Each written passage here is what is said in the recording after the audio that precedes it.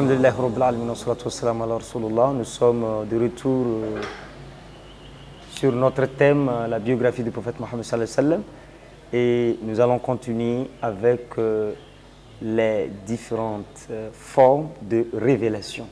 Et donc, nous avons déjà 3. Nous allons reprendre avec la 4e façon de révéler à un prophète. Non, nous vous écoutons, frère Moubarak. Imam, je vous remercie de me donner encore une fois la parole. Bien avant d'aller à la cour, nous avions déjà évoqué les 3 premières formes dont nous avons déjà, à savoir une première forme donc, par le biais de la révélation. Et là, nous avons donc dit qu'elle se faisait donc par quoi Allah inspire donc quoi, ça c'est dans le cœur. Et la seconde façon que nous avions évoquée, bien sûr, c'est lorsqu'Allah s'adresse donc à son serviteur, sans distinction, et ça peut être un prophète, ou bien quelqu'un qui n'est pas prophète, mais ça quoi, c'est derrière un voile, bien sûr. Parce que nous avons dit qu'on ne peut pas voir Allah dans sa forme divine. Ça, nul n'a eu ce privilège et nul ne saurait aujourd'hui nous convaincre à base d'arguments quand même pour nous dire, sur la base d'un hadith, que quoi, Allah subhanahu wa ta'ala se ferait donc afficher comme ça, non. Maintenant, la 3e forme, nous l'avons dit, c'est lorsque l'ange vient, bien sûr, sous sa forme angélique. Et nous sommes basés, bien sûr, sur le chapitre 53, c'est-à-dire la sourate Najm, l'étoile, bien sûr, du verset 2 au verset 7, où Allah subhanahu wa ta'ala a donc évoqué quoi, ces 2 occasions, bien sûr, au cours desquelles, bien sûr, du vivant du prophète, ce dernier a eu le privilège quand même de voir Malek Jibril, l'archange Jibril, dans sa forme angélique, bien sûr. Et la 4e façon, nous dirons que, effectivement, là, cette fois-ci, l'ange vient en prenant une forme humaine. Là, nous verrons que, déjà, l'hadith même, rapporté par qui? Par Nana Aïcha, quand elle nous dit que quoi? L'ange lui a apparu, c'est le long hadith que nous avons évoqué depuis le départ, quand l'ange est apparu pour la première fois au prophète, quand il était dans la grotte d'Hira, c'était sous une forme humaine. Ça, c'est clair, là. L'ange est apparu alors qu'il avait quoi? Une forme humaine. Sinon, s'il était apparu sous la forme angélique, le prophète n'allait pas douter. Mais il est apparu sous une forme humaine. Ça, c'est un premier cas qu'on peut donner, d'exemple, bien sûr. Le second cas d'exemple qu'on peut donner, c'est cet hadith-là qui est connu, bien sûr. Le hadith de quoi? De Omar ibn Khattab. Où Omar nous dit, nous étions assis avec le prophète Muhammad, Père bénédiction, salut d'Allah sur lui, lorsqu'un homme vêtu d'un habit blanc, cheveux noirs, bien coiffé, et qui n'avait pas de lui des traces de voyage, est venu s'asseoir face au prophète, il a collé ses genoux à ceux du prophète et il lui a posé la question, un certain nombre de questions, qui est ton Dieu, quelle est ta religion, quel est le destin, tout ce qu'on peut savoir, les signes de la fin du monde, il en a demandé. Et quand il est parti, c'est la réponse du prophète qui nous intéresse à la fin de cet hadith. Puisque c'est un hadith assez long quand même, nous l'avons résumé, mais c'est la fin qui nous intéresse où le prophète dit, pose la question bien sûr à ses compagnons bien sûr, savez-vous ce monsieur qui vient de sortir là, savez-vous qui est-ce? Ils disent non. Alors là, il dit, c'est effectivement l'ange Jibril qui vient vous enseigner votre religion. Donc, cet hadith-là aussi vient à point nommé, confirmer donc quoi? Cette 4e façon donc, selon laquelle l'ange vient quoi? En une forme humaine. On a aussi dans la Sira, bien sûr, l'exemple de quoi? De ce grand compagnon qu'on appelle Dihya al-Kalbi. En réalité, Dihya al-Kalbi, c'est un Ansar, et on verra que après la bataille de Handak, la bataille de la tranchée, bien sûr, le prophète, les compagnons sont retournés à la maison. Mais le prophète est venu leur dire que de retourner, faire quoi? D'aller directement au niveau du campement des Banu Qurayza. Et certains compagnons diront que sur le chemin, ils ont rencontré Dihya sur l'âne. Et le prophète leur dira, non, en réalité, ce n'est pas Dihya que vous avez vu, mais en réalité, c'est quoi? C'est l'archange Gabriel que vous avez, ou bien Jibril que vous avez vu. Parce qu'il avait aussi cette habitude de prendre quoi? La forme de Dihya al-Kalbi. Donc, nous verrons aussi quoi? Ce récit-là confirme aussi cette forme angélique-là. Maintenant, la 5e façon, nous dirons que cette fois-ci, nous allons nous baser sur un hadith pour trouver cette 5e façon-là. Parce que depuis là, nous sommes en train de parler, peut-être que des téléspectateurs et téléspectatrices se poseront la question de savoir, mais depuis là, bon, vous n'avez pas encore avancé un hadith où le prophète a donné au moins une façon de sa bouche. Ou bien imam, vous me poserez peut-être cette question-là. Effectivement, Nana Aïcha rapporte bien sûr un hadith d'après un grand compagnon qu'on appelle Haris. Haris, bien sûr, pose la question, Haris ibn Hisham. Il pose la question, bien sûr, au prophète. Prophète, concrètement, la révélation te vient comment? Et le prophète lui dit, des fois, la révélation me vient sous la forme de tintement de cloche. Et c'est pour moi la forme la plus éprouvante et la plus difficile. Et là, c'est lorsque l'ange part que je retiens ce qu'il a dit. Et là, une seconde, et il continue la dire en disant, d'autres fois, l'ange me vient sous une forme humaine et me dicte ce qu'Allah a dit donc de me dicter. Donc déjà dans ce hadith de Haris ibn Hisham que Aïcha nous rapporte bien sûr, nous verrons que quoi, on a donc quoi cette cinquième façon là. Et ce que nous pouvons donc déduire, c'est le fait que quoi, ici l'ange vient, mais il n'est pas perceptible. De façon humaine quand même, sur le plan humain, on ne peut pas le voir. Parce que les sahabis sont là, on ne le voit pas, que l'ange est là, chose. Mais le prophète a quoi? A des tintements de cloche, la révélation est faite clairement, il prend et l'ange repart, donc nous dirons que quoi? De façon invisible ici. C'est ce que nous pouvons donc déduire donc, de ce hadith-là. C'est un peu ce que nous pouvons donc dire de là. Parce que la seconde façon qui est évoquée, la forme humaine, c'est de ça que nous avions déjà parlé dans le cinquième cas. Maintenant, à part ça aussi, il y a la vision pieuse. Parce que le hadith de Nana Aïcha, je reviens toujours à ce hadith parce que ce hadith mentionné au début du livre d'Imam Bukhari a été un hadith très capital quand même pour comprendre le début de la révélation. Parce que Nana Aïcha nous dit, la vision pieuse a été la première manifestation de quoi? De la prophétie sur le prophète Muhammad, paix et bénédiction, salut d'Allah sur lui. Donc la vision pieuse. Et à son réveil, chaque vision lui paraissait aussi claire que la clarté de l'aurore. C'est à part clair. Donc la vision pieuse. Et le prophète n'en fait pas exception dans ce cas-là. On a le cas bien sûr dans le chapitre 37 du Saint-Coran, le chapitre intitulé Sofat, au niveau du verset 101, 102, où Abraham dit clairement, on voit la discussion qui a eu entre le patriarche, ce qu'on appelle comme le patriarche, Abraham, qui dit à son fils Ismaïl, je me vois en songe en train de t'immoler. Donc, le prophète Muhammad n'en fait pas exception dans ce cas-là. Et effectivement aussi, le prophète en a eu à faire plusieurs autres songes où ces songes-là se sont donc réalisés, soit de son vivant, soit après. C'est aussi quoi? Des formes de révélation. Et je dirais la septième façon, bien sûr, imam, c'est bien sûr l'inspiration directe. Et là, pour l'inspiration, je dirais que les prophètes n'étaient pas les seuls à avoir ce privilège-là. D'abord, nous allons évoquer quelques exemples d'abord dans le Saint-Coran. Allah subhanahu wa ta'ala nous dit bien sûr dans le chapitre 28 du Saint-Coran, la sourate Qasas, le récit. Au niveau du verset 7, il dit, et nous révélâmes à qui? À la maman de Moïse. Allaite-le et lorsque tu craindras pour lui, jette-le dans le flot. Ne t'attriste point et n'aie pas peur. Nous allons te le ramener et nous ferons de lui quoi? Un messager. Les ulémas sont d'accord là. Le verbe qui est utilisé là-bas, ce n'est pas pour dire qu'Allah est apparu clairement devant la maman de Moïse pour lui dire que non. Je pense que les téléspectateurs qui ont peut-être à leur niveau, ou bien les ulémas qui nous suivent, s'ils ont le tafsir ibn Kassir à côté, ils peuvent donc s'en rassurer.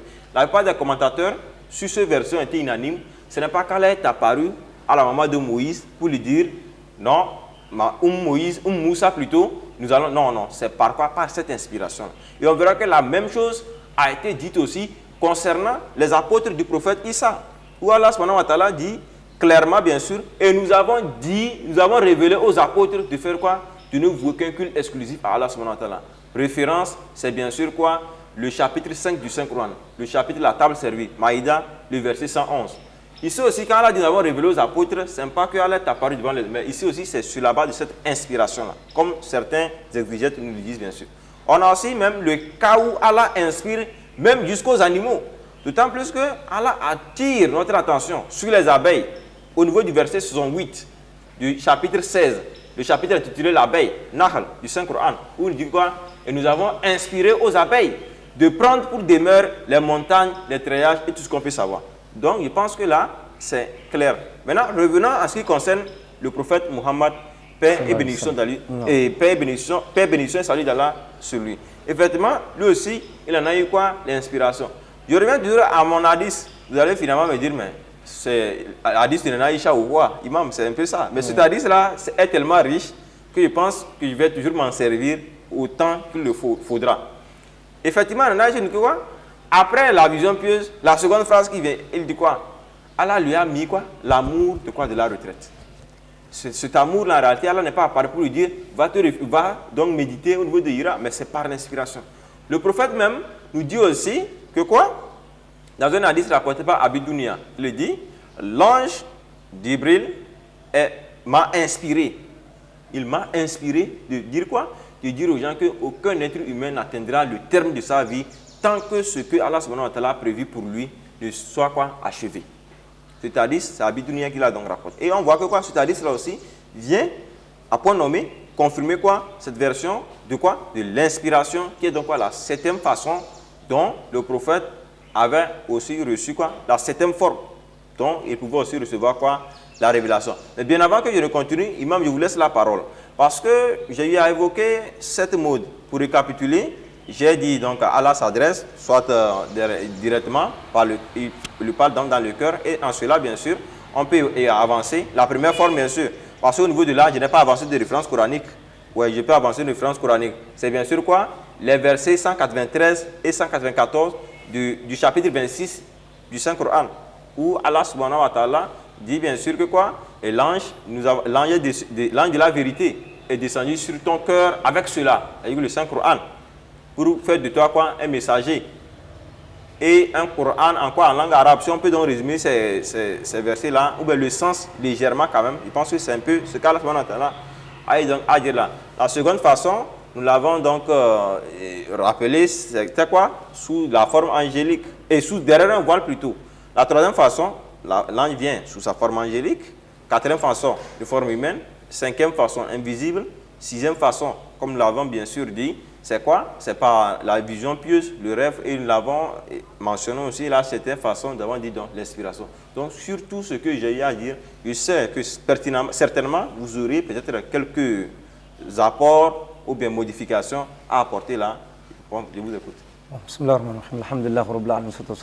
que je voudrais dire, ça aussi c'est un verset où Allah subhanahu wa ta'ala dit le prophète Mohammed sallallahu alayhi wa sallam ne dit pas quelque chose de son propre chef. C'est-à-dire sauf que c'est de la révélation auprès d'Allah subhanahu wa ta'ala. Je pense que c'est le verset 4 du chapitre 53. Voilà, donc ça c'est un verset qui est clair. Également, il faut que les téléspectateurs également arrivent à mettre une différence entre la révélation, nous avons le Coran al-Karim et nous avons également les hadiths du prophète Mohammed sallallahu alayhi wa sallam. Parce que parmi les hadiths du prophète Mohammed sallallahu alayhi wa sallam, il y a certains hadiths qu'on appelle hadiths Qudsi. Donc avec ces hadiths Qudsi, lorsque quelqu'un récite un hadith Qudsi, on comprend ça comme c'est Allah qui parle directement, c'est comme cela ne se trouve pas dans le Coran al-Karim. Alors, donc là, il y a certains ulémas qui disent que pour les hadiths Qudsi, c'est le fait qu'il a, c'est une révélation qui a été faite au moment où il dort, c'est-à-dire en rêve. Vous comprenez cela? Si. Voilà. Et donc, s'il est conscient, éveillé comme ça, tout ce qui vient là, ça c'est dans le Coran al-Karim. Voilà. Vous comprenez? Oui. Voilà. Donc, il va falloir que nous arrivions à mettre une différence entre, n'est-ce pas, le hadith Qudsi et puis le Coran al-Karim lui-même. Et en dehors de cela, ce sont des révélations. Il faut que nous arrivions également à mettre une grande différence entre ce que c'est que le Coran al-Karim et ce que c'est que le hadith du prophète Mohammed sallallahu alayhi wa sallam. Parce que le Coran al-Karim, là, nous avons déjà la parole d'Allah, ça commence par Bismillah ar-Rahman ar-Rahim, ça vient. Mais pour le hadith, nous allons voir que c'est rapporté, c'est rapporté. Vraiment, le pourquoi je touche ce point, j'étais là un jour, il y avait un frère musulman, et donc il y avait certains chrétiens qui étaient autour de lui, et le chrétien dit, même le prophète a dit dans le Coran. Donc le musulman étant là, et il dit, il acceptait. J'ai dit, quoi? Il dit, bon, imam vient. Bon, le chrétien me dit que le prophète a dit dans le Coran. Il dit, non, le Coran, ce n'est pas le prophète qui parle dans le Coran. Le Coran, c'est la parole d'Allah subhanahu wa ta'ala. Ça, c'est la parole d'Allah. Mais lorsqu'on parle de hadith, c'est ça qui est la parole du prophète Mohammed sallallahu alayhi wa sallam. Et puis ce Coran, cette révélation, que ce Coran-là que nous avons, c'est quelque chose qui adapte aussi bien en temps et c'est-à-dire selon le temps et l'environnement. Ça ne change pas. Voilà. Donc cette révélation qui est le Coran aujourd'hui, c'est quelque chose qu'on ne peut pas changer, modifier, diminuer ou ajouter quelque chose. Donc je veux que nous prenions cela comme ça. C'est-à-dire le Coran al-Karim qui est la parole d'Allah subhanahu wa ta'ala, la première référence en islam, il faut que tout le monde comprenne que le Coran, cette révélation-là, on n'ajoute rien, on ne diminue rien, on ne change rien. Il est comme ça. Voilà. Bon, par rapport aux hadiths, là, il y a des degrés, les classements de certains hadiths. Si. Qu'est-ce qui peut entraîner le classement de certains hadiths? Ce que le prophète sallallahu alayhi wa sallam a dit, il y a des disciples qui sont là. Alors, comme nous avons dit, c'est l'inspiration, ça est venu comme ça, comme vous avez eu à donner plusieurs étapes. Parce que quelquefois, il dit certaines choses. Par exemple, il dit dans un hadith, et nous dit, voilà, on peut chercher un hadith comme ça. Le prophète sallallahu alayhi wa sallam qui dit, les œuvres ne valent que par les intentions. Les œuvres ne valent que par les intentions. Voilà, les œuvres ne valent que cela par les intentions. Pour voilà, Omar ibn Khattab. Donc, innamal a'mal binniyat. Donc, les actes ne sont valables que selon leurs intentions. Donc là, pourquoi il sait, ça c'est entre lui et ça dépend aussi du Coran al-Karim, comme le Coran al-Karim également nous dit donc Allah nous a ordonné, n'est-ce pas, d'adorer que d'une façon quoi, sincère, exclusivement à lui Allah. Donc par après le prophète sallallahu alayhi wa sallam qui dit que les actes ne sont valables que selon leurs intentions. Donc lorsqu'il a dit ça, il y a aussi, comment vous appelez, les disciples qui sont à côté de lui, qui ont noté ce qu'il a dit. Et donc par après, voilà, quelqu'un entend, et donc c'est pourquoi vous allez voir rapporter la chaîne de transmission. Donc cette chaîne de transmission, lorsqu'on voit un hadith, et on voit que la chaîne de transmission, il y a problème, il y a quelqu'un, une personne douteuse, il y a, n'est-ce pas, un escale de temps, voilà, c'est ça qui fait maintenant qu'on classe ce hadith. Non, ce hadith doit être faible. Parce que à voir la chaîne de transmission, nous constatons que le temps que celui-ci a dit, le temps de celui-ci par rapport à celui-ci, il y a un grand temps, ça ne peut pas être ceci. Donc les gens ont tellement étudié en telle en sorte qu'ils voient que non, ce hadith est plutôt un hadith faible. Pourquoi? Parce qu'il y a eu quelque chose qui a fait chose, qui ne va pas bien. Donc c'est le pourquoi il y a, n'est-ce pas, également ces classements de hadith. Et on parle de vous couper un peu, c'est que lorsqu'on se réfère même au livre Les sciences du hadith, il y a même un monsieur, j'oublie un peu le nom, c'est un arabe, qu'un calife abbasside voulait exécuter. Il a dit, j'ai un avis à faire avant bien sûr de me faire exécuter. Qu'est-ce qu'il a dit? C'est que de mon vivant, j'ai déjà fabriqué plus de 50 000 hadiths que j'ai déjà fait introduire dans la communauté musulmane et que les gens utilisent. Donc on voit déjà que quoi, l'hadith effectivement c'est ça. Et aujourd'hui certains musulmans nous disent l'hadith pris dans sa forme réelle n'a pas de problème. Mais en réalité on s'attaque à la validité d'un hadith en se basant sur quoi, comme vous l'avez dit, sur la chaîne de transmission. C'est la chaîne de transmission. Parce qu'on ne saurait dire que l'hadith est faux. Mais c'est plutôt la chaîne de transmission qui nous permettra maintenant de confirmer la validité, la fausseté de cet hadith-là. Voilà. Parce qu'il faut reconnaître qu'aujourd'hui, les gens fabriquent de faux hadiths. Vous n'êtes pas sans savoir, imam, aujourd'hui, quand les sunnites parlent bien sûr de quoi? De leur Sahih Bukhari, Sahih Muslim. Les chiites aussi, à leur place, ont leur Sahih Muslim, Sahih Bukhari. Voilà, en fait, ce que je voudrais rassurer, franchement, que Allah récompense vraiment en bien nos éléments. Franchement, j'étais avec un professeur, sa spécialité c'est hadith. Voilà. Je vous dis, vous amenez un hadith, en même temps, il vous classe le hadith. Justement. Ce qui veut dire, même si aujourd'hui vous dites quelqu'un a fabriqué, il y a des spécialistes, une fois que vous énumérez, vous évoquez en même temps un hadith, il vous dit non, ces hadiths-là, c'est pas ça. C'est le cas de Cheikh Albani. Vous comprenez cela. Donc c'est pour rassurer vraiment que lorsque vous frappez à des bonnes portes, vous avez des bonnes choses. Vous comprenez ce que je voulais dire? Non. Pour dire que dans cette révélation, donc si nous parlons des hadiths, c'est parce que tout ceci, nous avons évoqué l'histoire des révélations. Voilà. Et ces révélations, il y a aussi bien dans le Coran al-Karim qu'on peut également trouver dans les hadiths du prophète Mohammed sallallahu alayhi wa sallam, lorsque nous voulons élargir la définition de cette révélation. Donc pour nous rassurer, alhamdulillah, concernant cette révélation, nous n'avons que les deux sources. Le Coran et le hadith, le Coran et le hadith du prophète Mohammed sallallahu alayhi wa sallam. Et donc pour le hadith du prophète sallallahu alayhi wa sallam, comme vous avez eu à énumérer un hadith qui parle de quoi? Les intentions, et c'est-à-dire les œuvres ne sont valables que selon les intentions. Alors, il y a, c'est-à-dire ça commente le Coran al-Karim. Voilà, le Coran où Allah subhanahu wa ta'ala nous dit وَمَا أُمِرُوا إِلَّا لِيَعْبُدُوا اللَّهَ مُخْلِصِينَ لَهُ الدِّينَ حُنَفَاءَ. Donc ce hadith-là explique, n'est-ce pas, commente, n'est-ce pas, comment vous appelez, ce verset. Pour l'expliquer, je vais dire ça veut dire en réalité, on ne leur a cependant demandé que de nous vouer que quoi? Un culte exclusif. Allah subhanahu wa ta'ala. C'est exclusif donc de la sourate La Preuve, Al-Bayna. Donc voilà. Je pense que la prochaine fois, Inch'Allah, je reviendrai même sur le concept même de Coran qu'on avance aujourd'hui. Ce Coran, le mot Coran même, qu'est-ce que ça veut dire? Est-ce que c'est le seul mot par lequel on désigne le livre des musulmans? En dehors de ça aussi, le Coran, Allah l'a amené dans sa forme l'ivresse comme ça pour remettre au prophète, voilà, ou bien c'est l'ange qui l'a pris comme ça. Je pense que c'est des points sur lesquels il va falloir mettre des i et des points sur lesquels il va corriger quand même avant de continuer dans la sira. Parce qu'aujourd'hui, ce n'est pas avoir la sira qui nous importe, mais ce sont les leçons à tirer et bien sûr le suivi à faire de ces choses. Je pense que nous allons revenir là-dessus, Inch'Allah, et nous prions Allah subhanahu wa ta'ala de bénir le travail que nous sommes en train de faire. Wa sallallahu ala sayyidina Muhammad wa ala alihi wa sahbihi ajma'in. Wassalamu alaikum wa rahmatullahi wa barakatuh.